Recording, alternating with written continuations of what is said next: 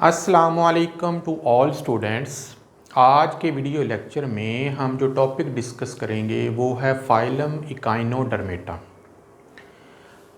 Phylum Echinodermata का अगर आप लफ्ज़ी मतलब देखें तो इकाइनो का मतलब होता है कांटे, ब्रिसल्स। डर्मेटा यानी डर्म से निकला है जिसका मतलब है स्किन। ये ऐसे एनिमल्स हैं जिनकी बॉडी के ऊपर छोटे छोटे स्पाइंस या कांटे मौजूद होते हैं।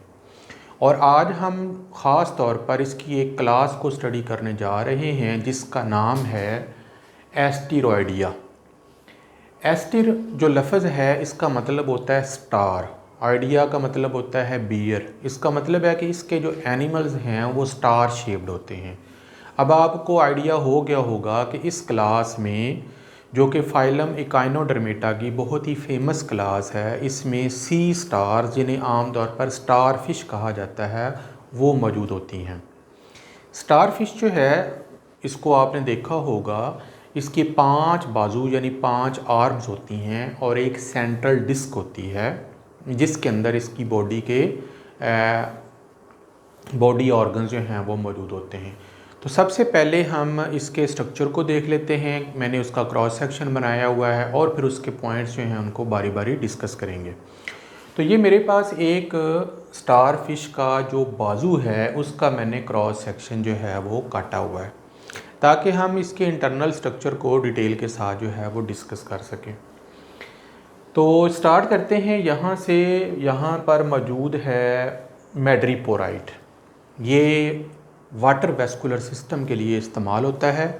ये एक बारीक जाली नुमा सीव लाइक स्ट्रक्चर है जहाँ से पानी एंटर होता है और फिल्टर होकर ये स्टोन कैनाल में दाखिल हो जाता है। पर्पल कलर की आपको नज़र आ रही है।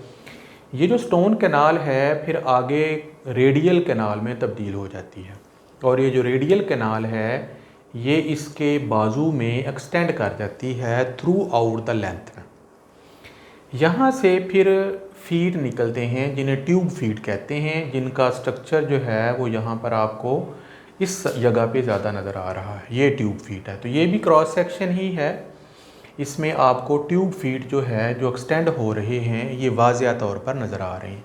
इसका जो पहला हिस्सा होता है इसे एम्प्यूला कहते हैं और इसके जो नीचे है वो एक लॉन्ग ट्यूब लाइक स्ट्रक्चर होता है जिसके अंदर पानी भर जाता है, इसे ट्यूब फीट कहते हैं।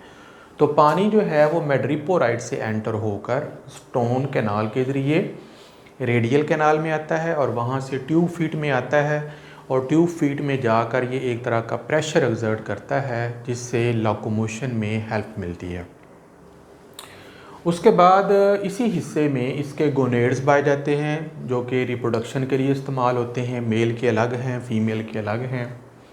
यहाँ पर आपको फिर इसका डाइजेस्टिव सिस्टम नज़र आएगा। इसका जो फ़िश का ओरल एंड होता है वो नीचे की तरफ होता है और यहाँ पर इसका माउथ है जिसके ज़रिए ये फीडिंग करती है। फूड जो है वो छोटे से इसोफेगस से होती हुई स्टमक में पहुँच जाती है जिसे ओरल स्टमक कहते हैं।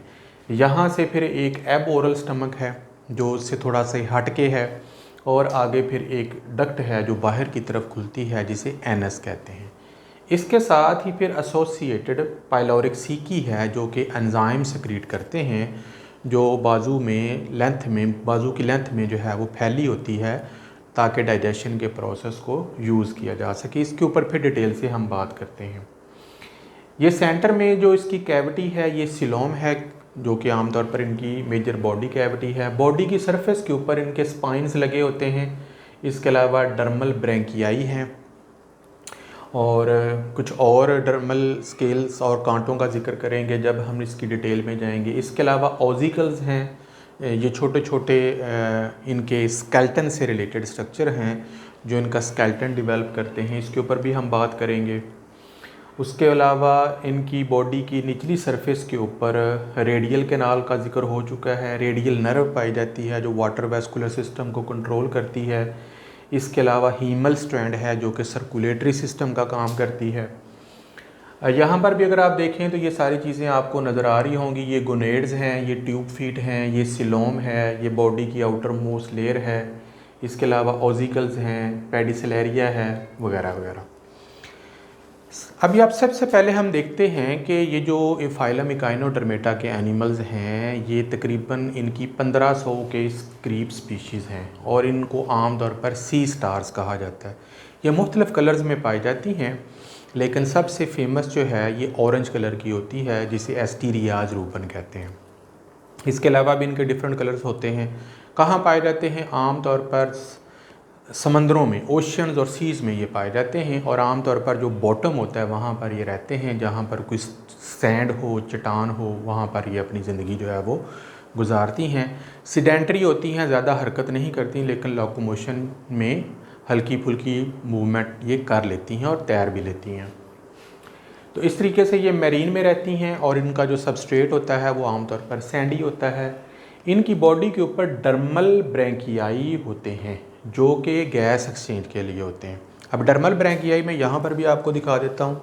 ये देखें, ये स्किन है बाहर वाली, इसके ऊपर ये छोटे छोटे उभार लगे हुए, इन्हें हम कहते हैं डर्मल, यानी स्किन के ऊपर ब्रैंकियाई, छोटे छोटे इनके सिलोम के साइटोप्लाज्म के उभार बने होते हैं, जहाँ से गैसेस जो हैं वो डिफ्यूज़ होती हैं। ऑक्सीजन और CO2 जो है वो तो उनका तबादला होता है। अगर आप उनको ज़्यादा डिटेल से देखें तो यहाँ पर आपको नज़र, ये देखें डर्मल ब्रैंकिया है, ये भी डर्मल ब्रैंकिया है।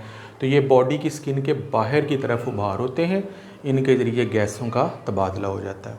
इसके अलावा इनकी बॉडी की स्किन के ऊपर स्पाइन्स भी लगे होते हैं, जो एक तरह का स्केल्टन मुहैया करते हैं।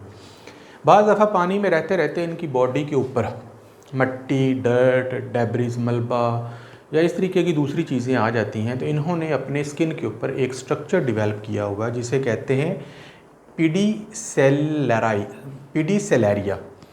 पीडीसेलेरिया जो है, इसकी जो स्ट्रक्चर अगर आप देखें तो ये क्ला लाइक होता है, फ्लेक्सिबल होता है, एक डंडी के ज़रिए अटैच होता है स्किन के साथ, और ये डेब्रिस को पकड़ पकड़ कर उतारता रहता है ताकि स्किन की जो है वो सफाई होती रहे और कहीं मलबा ना पड़े। इसको मैंने यहाँ पर भी बयान कर दिया है, पेडिसिलेरियाई क्लीन जो हैं करते हैं डेब्रिस को सरफेस के ऊपर। इसके अलावा सी स्टार जो है खाती क्या है? जितनी भी समुद्री चीज़ें हैं, ख़ास तौर पर इनका जो शिकार है वो स्नेल्स, घोंगे, और बाईवेल्व सिपियाँ होती हैं। तो सिपियाँ जो हैं ये बेसिकली दो शेल्स पर बनी हुए स्ट्रक्चर्स होते हैं, जिनको खोलना बड़ा मुश्किल होता है, लेकिन सी स्टार जो है वो अपने बाजू की मदद से, अपने आर्म्स की मदद से दोनों सिपियों को पकड़ लेती है और बड़ी क़ुव्वत के साथ उनको खोल लेती है। हालांकि ये बहुत मुश्किल काम है, इंसान भी अगर खोलने की कोशिश करे तो बड़ा काफ़ी ज़ोर लगता है, लेकिन ये इतनी पावरफुल इनके मसल्स होते हैं कि आसानी के साथ जो है वो इसको खोल कर उसके अंदर जो कीड़ा होता है, बाईवेल्व का एनिमल होता है, उसको ये खा सकती हैं। सी स्टार जो है ये, इनका डाइजेस्टिव सिस्टम बहुत ही डिवेल्प्ड है। वो मैंने अभी आपको बताया कि इनका जो ओरल सरफेस है, जो कि आमतौर पर नीचे वाली सरफेस होती है, वहाँ पर माउथ होता है जिसके ज़रिए ये फीडिंग करती हैं। आगे फिर एक छोटी सी ट्यूब है इसोफेगस, वहाँ से ग़िज़ा जो है इनके स्टमक में पहुँच, स्टमक दो हैं, वो दो होते हैं, कार्डियक और पाइलोरिक। जो कार्डियक स्टमक है इसे ओरल स्टमक भी कहते हैं। इसके बिल्कुल पीछे एब ओरल स्टमक होता है। एब ओरल स्टमक जो है इसे पाइलोरिक स्टमक भी कहते हैं, जहाँ से फिर एक लंबी ट्यूब निकलती है जिसे पाइलोरिक सीकी कहते हैं, जो कि सर्टेन एंजाइम रिलीज़ करती है ताकि फूड की डाइजेशन हो। डाइजेशन का प्रोसेस इसका स्टमक के अंदर ही होगा। उसके बाद फिर अनडाइजेस्टेड फूड जो है, यहाँ से एक छोटी सी डक्ट है जो बाहर की तरफ खुलती है, जिसे एनस कहते हैं, वहाँ से अनडाइजेस्टेड मटेरियल को रिमूव कर दिया जाता है। लेकिन बहुत सारे जो एनिमल्स हैं इकाइनोडर्मेटा के, उनका जो एनस है ये फॉल्स होता है।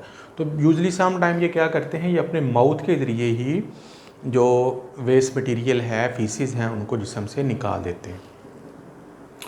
उसके बाद हम बात करते हैं गैस एक्सचेंज की। तो गैस एक्सचेंज हो या बाकी चीज़ों का एक्सचेंज हो, वो आम तौर पर इनकी स्किन के ज़रिए ही होता है और डिफ्यूजन के ज़रिए होता है। जैसे कि हम बात कर रहे थे डर्मल ब्रैंकियाई की, जो कि गैस एक्सचेंज के तौर पर काम आते हैं।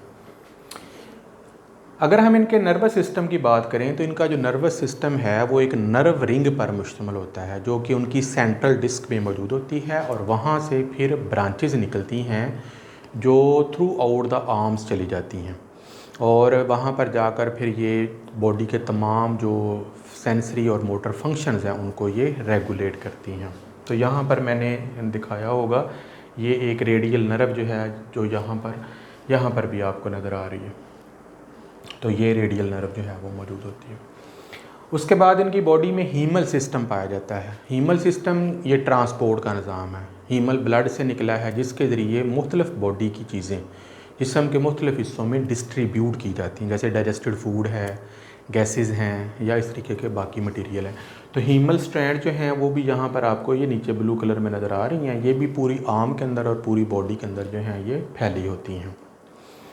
अगर हम सेंसरी स्ट्रक्चर की बात करें तो इनकी पूरी बॉडी के ऊपर सेंसरी स्ट्रक्चर्स लगे होते हैं जो लाइट के लिए, टेम्परेचर के लिए और इस तरीके के बाकी जो स्टिमुलाई हैं जो एनवायरनमेंट से उन्हें हासिल होते हैं उनको डिटेक्ट करने के लिए इस्तेमाल होते हैं। कुछ इनके जो सेंसरी ऑर्गन्स हैं वो इनके ट्यूब फीट पे लगे होते हैं और कुछ इनकी बॉडी की सरफेस के ऊपर लगे होते हैं जिनकी मदद से ये अपने माहौल में होने वाली तब्दीलियों को डिटेक्ट कर सकते हैं। इनके अंदर बहुत ज़्यादा पावर ऑफ रीजनरेशन पाई जाती है। अब उसके लिए मैं आपको एक स्टोरी सुनाता हूँ कि ऑस्ट्रेलिया में एक बीच है जहाँ पर लोग हर वीकेंड के ऊपर जाते थे नहाने वगैरह के लिए, एंजॉय करने के लिए। तो एक दफ़ा उन्होंने देखा कि वहाँ पे बहुत सारी स्टार फिशेस साहिल समंदर पर आई हुई हैं जो उनके तफरीह में रुकावट थी। उन्होंने क्या किया कि वो घरों में गए, उन्होंने छुरियाँ, टोके, चाकू लाए और उन तमाम को मार दिया ताकि नेक्स्ट वीक जब वो आएँ तो वहाँ पर स्टार फिशेस ना हों और उनका जो बीच है वो साफ़ सुथरा हो जाए। नेक्स्ट वीक जब दोबारा वो वहाँ पर अपने साहिल के ऊपर, बीच के ऊपर आए तो क्या देखते हैं कि हर टुकड़ा जो स्टार फिश का था वो रीजनरेट होकर एक नई स्टार फिश बन गए और वहाँ पर पहले से भी कई गुना ज़्यादा स्टार फिशेस जो हैं वो वहाँ पर पैदा हो गए। तो स्टार फिश जो हैं इनके अंदर बहुत ज़्यादा रीजनरेट करने की पावर होती है। अगर आप इनके बाजू को काट दें तो ये अपना नया बाजू बना लेती है। अगर इसके डिस्क जो है वो रहनी चाहिए, अगर डिस्क जो है वो मौजूद है तो ये अपने नए बाजू बनाकर नए स्टार फिश में तब्दील हो जाती है। और बाज़ दफ़ा छोटा सा बाजू का टुकड़ा भी रीजनरेट होकर नई स्टार फिश बन सकता है। तो they have a great ability of regeneration. उसके बाद हम बात करेंगे अगर इनकी रिप्रोडक्शन की, तो ये डाइशियस होते हैं, मेल और फीमेल अलग अलग होते हैं। उनके अंदर गोनेड्स होते हैं, मेल गोनेड्स को टेस्टिस कहते हैं, फीमेल को ओवरीज कहते हैं। उनके अंदर गैमीट फॉर्मेशन होती है, स्पर्मेटोजेनेसिस होगी, oogenesis होगी, फर्टिलाइजेशन एक्सटर्नल होगी। एक्सटर्नल फर्टिलाइजेशन में एग के बाद फिर लार्वा बनता है। लार्वा जो है वो पहला जो लार्वा होता है वो बाइपिन्नेरिया लार्वा होता है। बाइपिन्नेरिया इसके दो पिन्ना यानी पत्ते से टाइप स्ट्रक्चर होते हैं इसलिए इसको बाइपिन्नेरिया बोलते हैं। लेटर ऑन वो ब्रैकियोलैरिया में कन्वर्ट हो जाता है और वहाँ से फिर ये सी स्टार में तब्दील होकर अपनी नई ज़िंदगी जो है वो स्टार्ट कर लेता है। तो इस तरीके से हमने स्टार फिश के कुछ इम्पोर्टेंट फ़ीचर जो हैं वो डिस्कस किए हैं। इसके अलावा मैं बात करना भूल गया ग्रूव्स की, एम्ब्यूलैक्रल ग्रूव्स। अगर आप स्टार फिश के बाजू को उठा कर देखें तो उसके नीचे सेंटर में एक ग्रूव लाइक स्ट्रक्चर होता है जिसके अंदर इसकी बॉडी के ये जो सिस्टम्स हैं ये मौजूद होते हैं और उसके किनारों पर ट्यूब फीट लगे होते हैं। तो ये एक पॉइंट रह गया था। इसके अलावा ऑजिकल्स की हम बात कर रहे थे कि ऑजिकल जो हैं ये इनके स्केलेटन के स्ट्रक्चर्स होते हैं जो इनकी बॉडी की एपिडर्मिस के नीचे जो हैं वो मौजूद होते हैं। और दैट्स ऑल। नेक्स्ट लेक्चर तक के लिए इजाज़त दें। अल्लाह हाफ़िज़।